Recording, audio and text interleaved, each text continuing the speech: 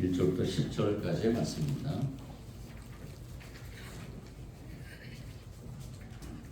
제가 가지고 있는 구약성경 1288면 정도 있습니다. 우리 한 절씩 같이 먼저 나눠서 교독하겠습니다. 교독할 때 준비영성 듣길 원합니다.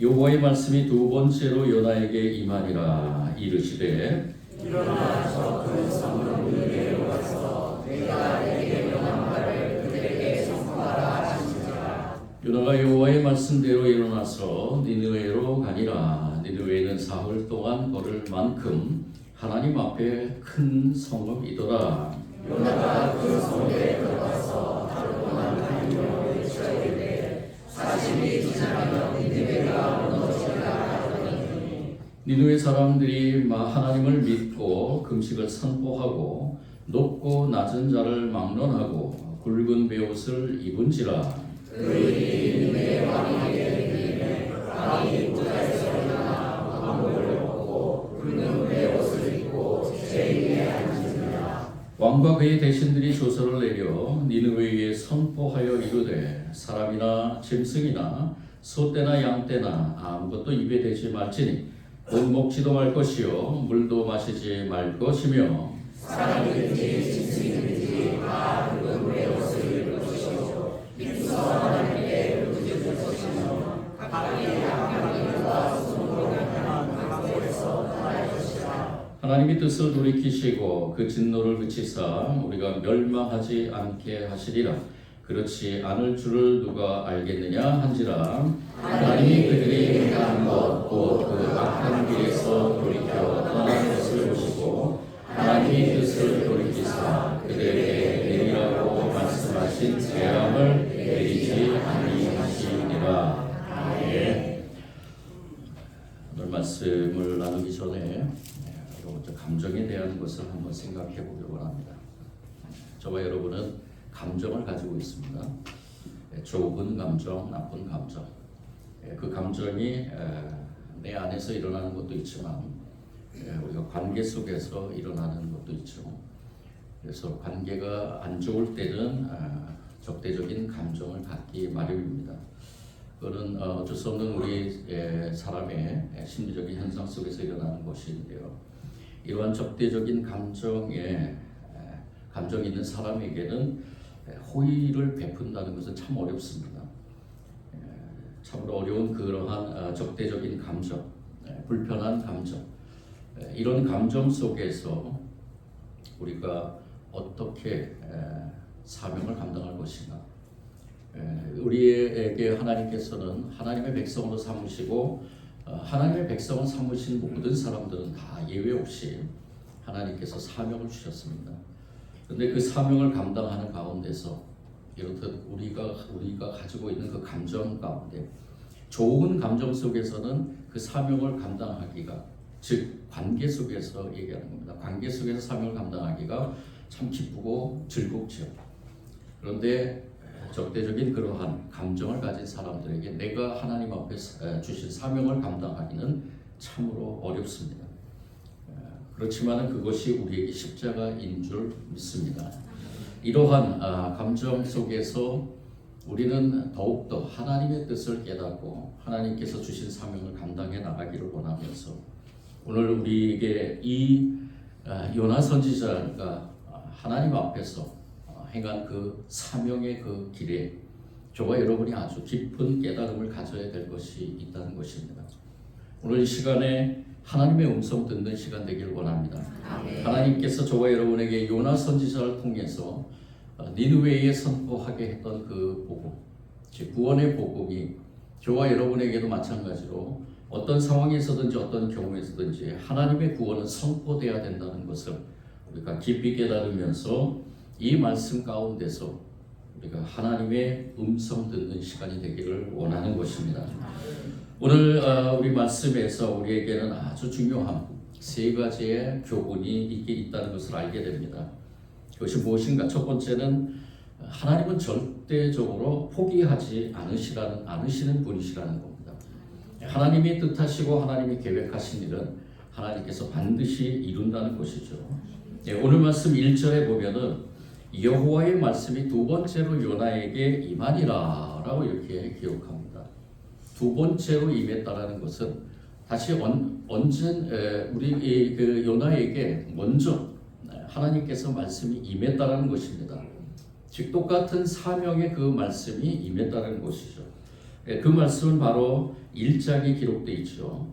여호와의 말씀이 아мет대의 아들 요나에게 임하니라. 이 첫 번째 하나님께서 요나에게 주신 사명입니다.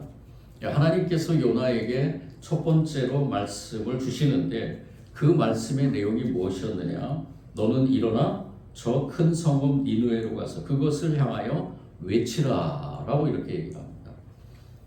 이 니느웨라는 이 성, 이 니느웨라는 성은 이 요나로 볼 때는 참으로 이 요나는 다른 어떤 선지자들보다도 애국심이 강한 선지자였나 봅니다. 니느웨를 바라볼 때마다 아마 이 요나는 아주 극한 분노에 휩싸였을 것 같아요. 어떠한 특별한 어떤 사건이 이 요나서를 통해서 소개되지는 않았지만은 이러한 요나의 말씀을 요나서의 말씀을 묵상해 보면 요나는 아주 강력한 애국심을 가지고 있고 그리고 더 나아가서는 자기에 속한 그 나라를 괴롭혔던 아수르의 아주 강한 반감을 갖고 있는 적대감을 갖고 있는 그러한 감정으로 이 요나가 니느웨를 바라봤다는 것입니다. 이 아수르의 수도인 니느웨를 바라봤다는 거죠. 근데 하나님께서 느닷없이 요나에게 첫 번째 나타나셔서 첫 번째 말씀을 주시는 게 무엇이냐? 너는 니느웨로 가서 외치라라는 것입니다. 무엇을 외치느냐? 우리가 잘 알고 있다시피 회개하라고 외치는 것이죠. 이 니느웨가 어떤 도시고 그리고 이 니느웨가 무엇으로 가득 찼는지 이 니느웨는 분명히 잘 알고 있습니다. 하나님의 선지자로서 이 니느웨를 바라보는 이 요나는 분명히 이 니느웨는 하나님께서 멸망시킬 것이다라는 것을 알고 있습니다.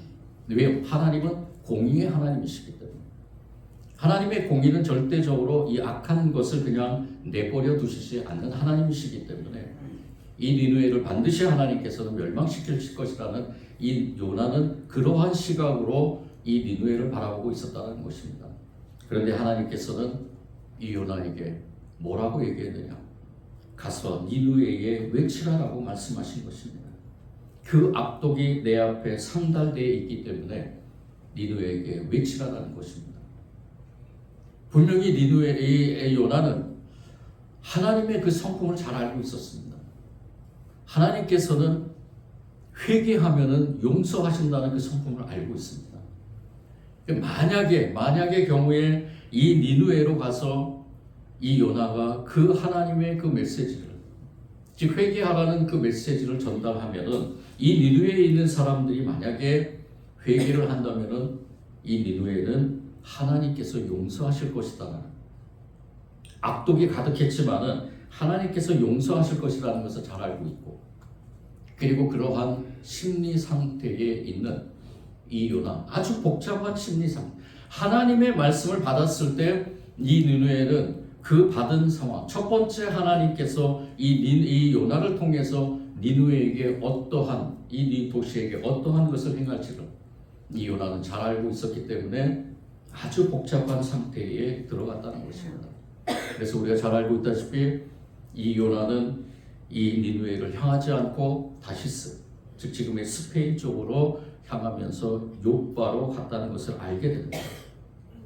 거기서 배를 타고 그리고 가는 도중에 풍랑을 만나고 그 풍랑 가운데서 그들의 그 당시의 풍습대로 그들이 어떤 신이 놓였을까라는 그러한 생각을 가지고 제비뽑기를 하고 결국에는 요나가 뽑히고 요나가 바다 가운데로 던져지고 그렇지만 하나님은 이 요나를 큰 물고기 뱃속에 가두면서 그곳에서 먼저 이 요나가 회개의 기도를 드리게 합니다. 하나님의 놀라운 섭리입니다. 하나님께서 부르신 이 요나 그의 감정하고는 아무 상관이 없습니다. 하나님은 그 요나를 들어서 사용하고 싶었던 것입니다. 하나님은 그 요나를 통해서 이 니느웨 성에게 하나님의 심판의 메시지 회개하지 않으면은 멸망할 것이라는 그 메시지를 전하고 싶었던 것입니다. 하나님의 계획은 분명합니다. 하나님의 뜻은 분명합니다. 그 뜻을 이 요나가 이뤄가야 됩니다. 하나님은 요나의 감정과는 아무 상관없는 분이십니다. 요나가 어떠한 감정을 가졌든지 하나님은 그 요나를 들어서 이 니느웨에게 사용하고 싶었던 것입니다.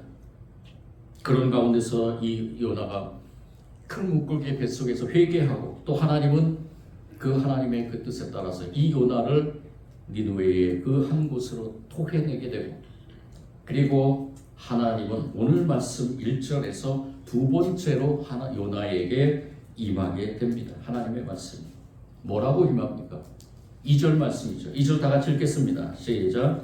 일어나 저를 성읍 니느웨에 가서 내가 내게 명한 말을 그들에게 선포하라 하시니라. 아멘.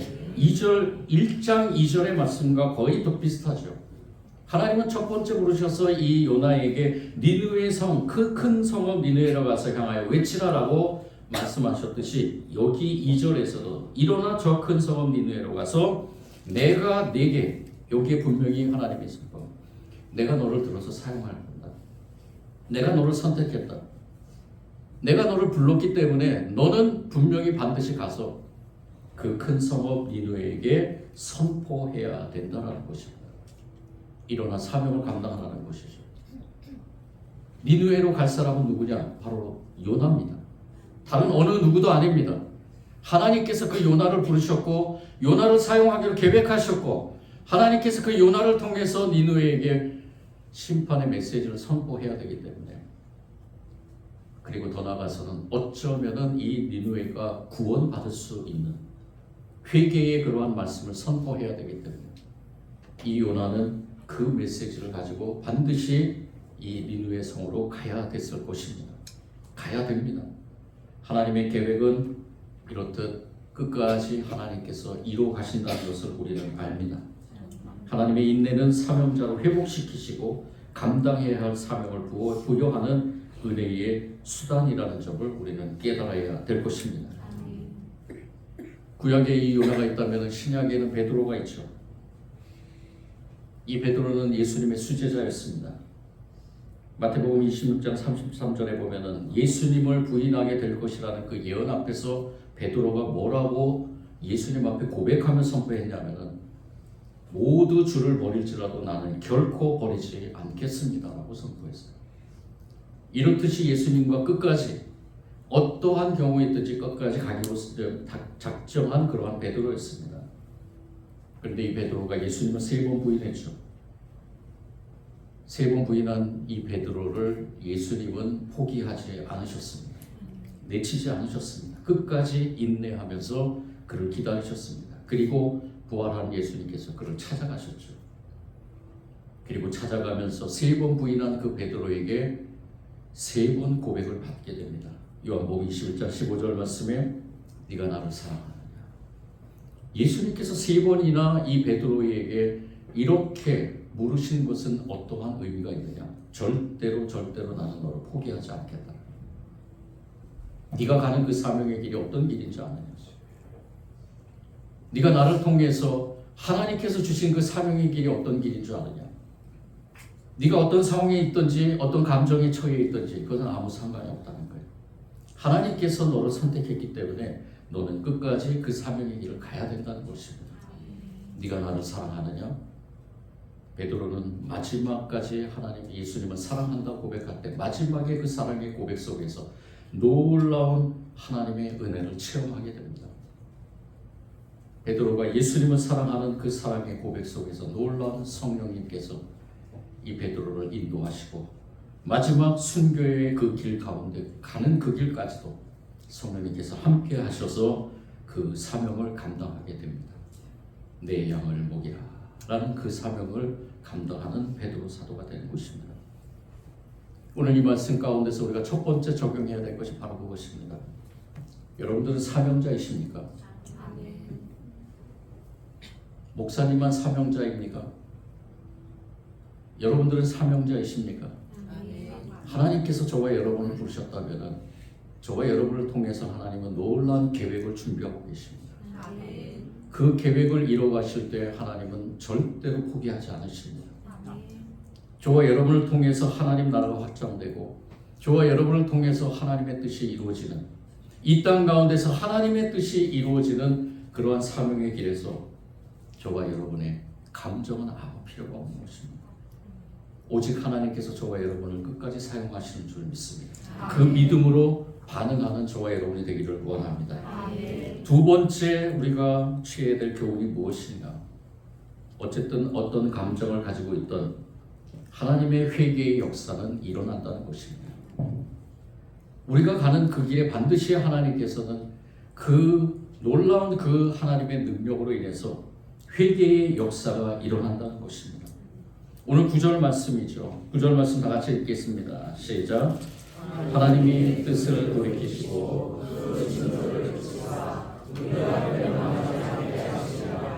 그렇지 않은 줄을 누가 알겠느냐. 이 고백은 누가 한 것이냐?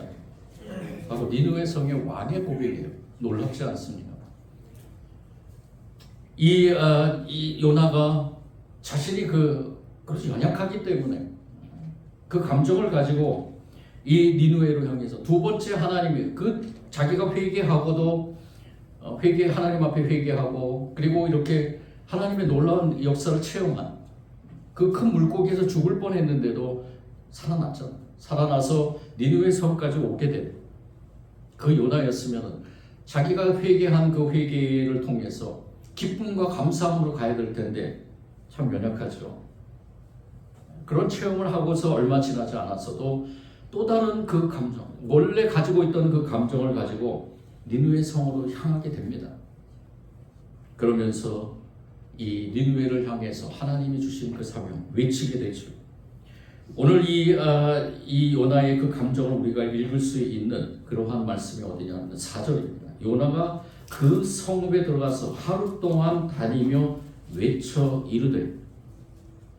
니느웨 성은 큰 성이기 때문에 절대로 하루 동안 다닐 수 없는 그러한 곳입니다.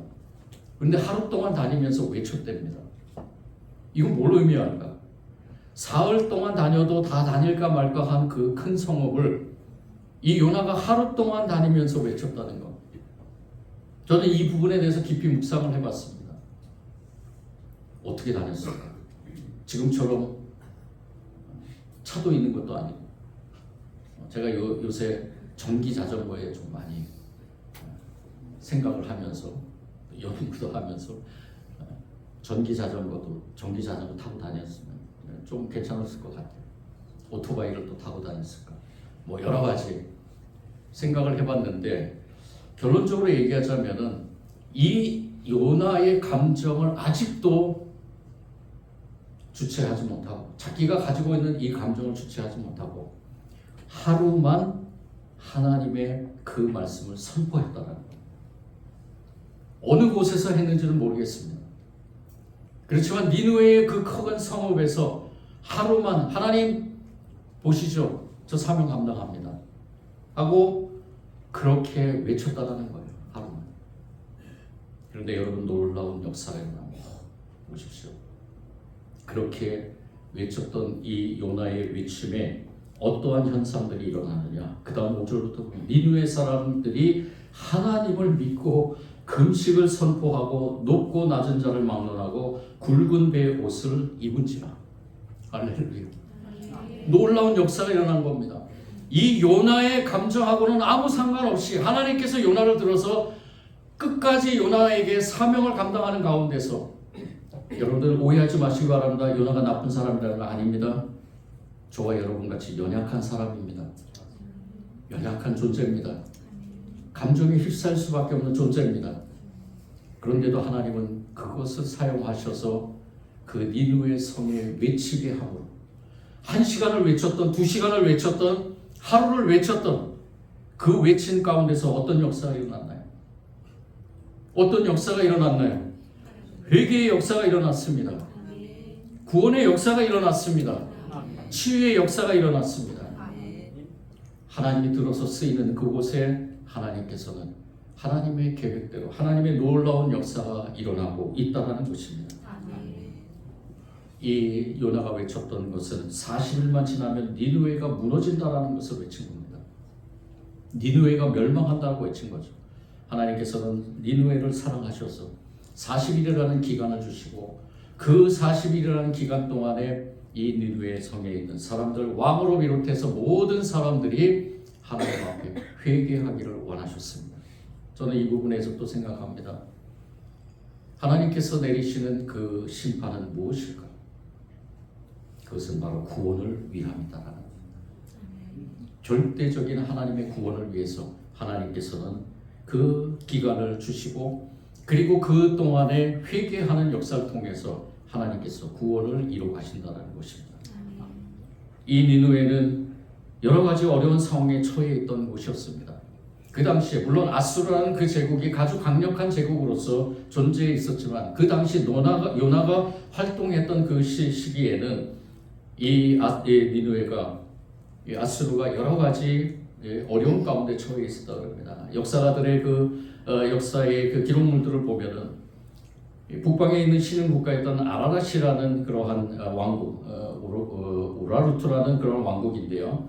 아르메니아 초기의 역사에 큰 영향을 미쳤던 이 왕국인데 이 왕국과의 전쟁이 장기화가 되면서 어려움을 당하고 있었고요.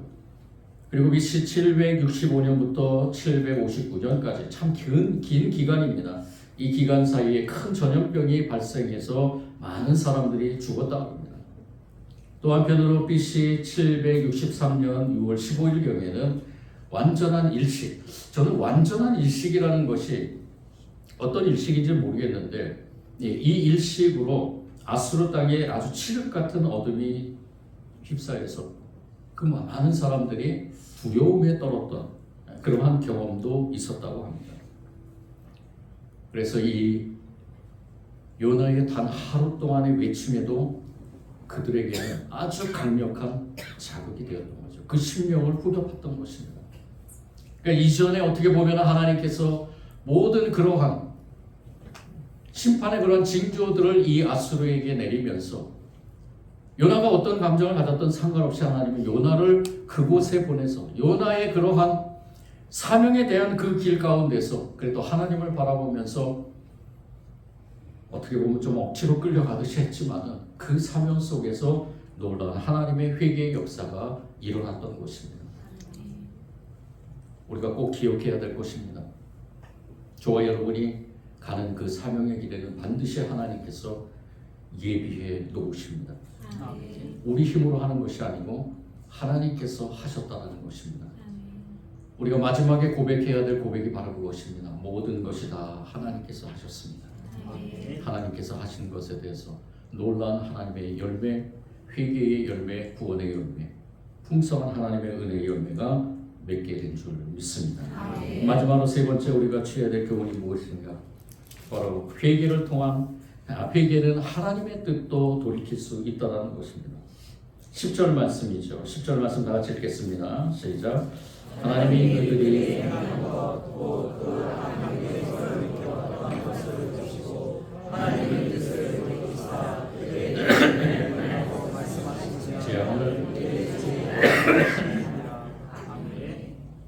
하나님께서 그들이 뉘우치신 것을 보고 그들이 저마다 자기가 가던 그 나쁜 길에서 돌이키신 것을 보고 라는 그 말씀입니다. 뜻을 돌이키셨다고 하나님께서 이 요나서에 분명히 기록되어 있습니다. 하나님의 뜻이 돌이켰더라. 하나님은 뜻을 돌이키기를 아주 싫어하시는 분이십니다. 하나님의 뜻은 반드시 이루어집니다. 그런데 하나님의 뜻이 돌이키는 경우가 있습니다.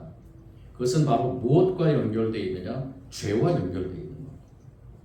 그러니까 죄에 대해서는 하나님께서는 분명히 심판을 내리십니다. 죄에 대해서는 하나님께서 분명히 물으십니다.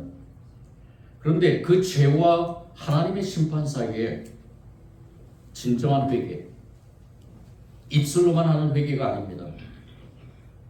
이 회개라는 것은 에스라가 선포했듯이 속옷과 겉옷을 찢은 채 무릎을 꿇고 이렇게 에스라 선지자가 선포했는데요.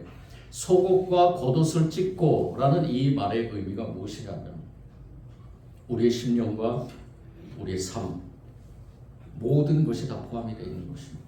회개는 그것입니다. 그것을 찢고 하나님 앞에 겸손하게 무릎 꿇는 우리는 회개라는 것에 대해서 입술로만 회개하는 경우가 많습니다. 아니면 겉으로 보이기 위한 회개도 있습니다. 하나님께 그리고 모든 것이 다 회개했다고는 하지만 하나님 앞에 또 그렇게 서지 않는 경우도 많이 있습니다. 회개의 모습으로 서지 않는 경우도 있습니다. 하나님께서 원하시는 것은 무엇이냐? 진정한 회개라는 것입니다. 그러한 진정한 회개 속에서 하나님은 그 심판의 즉 멸망의 그 하나님의 뜻을 돌이키셨다는 것입니다. 하나님의 뜻, 이 멸망의 그 뜻을 돌이킬 수 있는 그 무기가 무엇인가? 우리는 회개라는 것을 알게 됩니다. 오늘 우리 이런 얘기를 합니다. 회개는 우리의 죄악된 실존을 보게 하는 영적 안경이다 라고 이렇게 얘기를 합니다. 우리의 실존을 보게 하는. 근데 우리의 실존은 무엇입니까? 우리의 존재는 어떤 존재입니까? 죄인의 존재죠. 그 죄인의 존재를 볼 수 있는, 보게 하는 영적 안경이다 라고 얘기를 합니다. 그 봄으로써 끝나는 것이 아니라 바로 전향이 일어난다는 것입니다. 이전에 죄악된 삶이 아니라 하나님 앞에 회개한 삶으로서 우리가 진정한 회개하는 존재로서 우리의 삶이 변화된 완전히 우리의 생을 돌이키는 그러한 회심의 경험을 해야 된다는 것입니다. 그래서 칼빈은 회개를 정의하기를 회개는 하나님과 그가 보이신 길을 따르도록 우리의 생을 돌이키는 회심인데 그것은 바르고 거짓이 없는 신앙에서 나오고 육과 낡은 자아를 죽이며 영이 소생하는 데서 나타난다라고 이렇게 얘기를 합니다. 회개는 자신의 고집으로부터 오는 고립에서 벗어나서 하나님께로 돌아간다는 말이십니다. 그래서 사도 바울은 이렇게 선포하죠. 베드로 사도는 이렇게 얘기를 합니다. 베드로가 이르되 너희가 회개하여 각각 예수 그리스도의 이름으로 세례를 받고 죄 사함을 받으라. 그래야면 성령의 선물을 받으리니 라고 말씀합니다. 우리는 회개를 통해서 놀라운 하나님의 역사, 즉 하나님의 능력, 성령님이 함께 하심을 경험하게 된다는 것입니다. 성령이 우리에게 임하시면 우리는 권능을 받게 됩니다. 그 권능을 받음으로 인해서 하나님이 주신 귀한 사명을 감당하게 되는 것입니다. 그리고 그곳에 놀라운 하나님의 회개의 역사가 일어날 줄 믿습니다. 네, 오늘 말씀에서 우리가 마지막으로 세 번째 고백하며 적용할 것, 회개는 하나님의 뜻도 돌이키게 한다라고 분명히 기억하시고 저와 여러분이 이미 경험한 자들로서 또 누군가가 하나님 나라의 백성이 되어야 되기 때문에 그들에게 이러한 하나님의 뜻을 전하는 또 하나님의 놀라운 이 역사를 체험케 하는 그런데 쓰임받는 저와 여러분이 되기를 원합니다. 정리합니다. 우리는 다원화되는 세상 속에서 살고 있습니다. 또 다양한 감정들을 갖고 있습니다. 그 다양한 감정 속에서 불편한 관계로서 이루어지는 이런 적대적인 그 감정 속에서 우리가 어떻게 해야 될지 모르는 그러한 상황 속에서도 하나님은 끝까지 사명을 감당하라 말씀하십니다. 사명을 감당하는 그 길에 놀라운 하나님의 역사가 있을 줄 믿고 저와 여러분 어떠한 감정이든지 어떠한 상황에서든지 어떠한 경우에든지 우리는 구원을 선포해야 될 줄 믿습니다. 어느 누구에게든지 구원을 선포해야 될 줄 믿습니다. 비록 인간적인 마음에는 탐탁치 않더라도 말씀에 순종하여 선포할 때 주님께서 역사하십니다. 어떤 경우도 하나님의 구원을 선포해야 될 이유가 바로 여기 있는 것입니다. 우리가 그리고 우리 교회가 그리고 이 땅에 있는 모든 주님의 교회가 이런 구원의 역사에 쓰임받는 은혜가 있기를 간절히 축원합니다. 사랑해 주님 감사합니다. 어떤 경우에도 하나님의 구원의 역사는 이루어집니다. 또 어떤 경우에든지 하나님의 구원은 선포돼야 됩니다. 하나님께서 들으신 요나 하나님 앞에 부족하고 연약했지만 하나님께서 들어쓰실 때 놀라운 인후의 구원의 역사가 일어났습니다. 하나님께서 들어쓰시는 우리 모두 하나님, 우리가 어떠한 상황에 있든지 어떤 경우이든지 그 구원의 역사를 이뤄가는 도구로서 주님께서 쓰시고자 하는 곳에 우리는 넉넉히 가기를 원하면서 그곳에 놀라운 하나님의 구원의 역사가 일어날 줄 믿고 믿음으로 승리해 나가게 하여 주옵소서. 이 시간에 귀한 말씀 가운데 다시 한번 우리를 점검하며 우리를 돌아보며 믿음 앞에 겸손하게 하나님 말씀 앞에 무릎 꿇으며 믿음으로 굳건하게 서기를 원하며 예수님 이름으로 기도드립니다.